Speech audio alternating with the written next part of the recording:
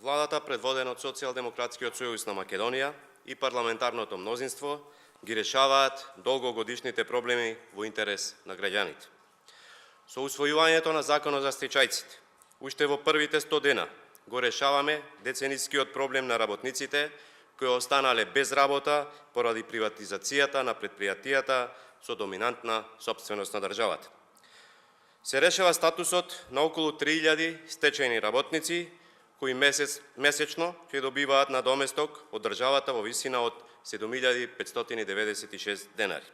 Со ова се исправа историската неправда кон овие лица, кои не по собствена вина и волја долги години беа без работа и месечни приходи. Се укина радиодифузната такса, давачката што беше трошок за семејствата и која што остави илјадници граѓани со блокирани сметки, повеќе нема да биде финансиска обврска за физичките и правните лица.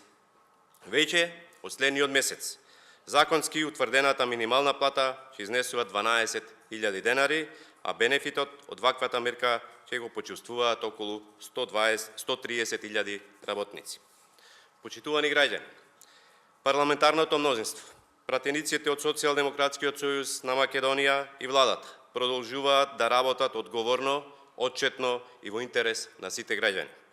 Преку отворен и одговорен пристап во работата, ќе продолжи спроведувањето на зацртаните мерки што носат економски напредок, повеќе пари кај граѓаните и квалитетен живот за сите.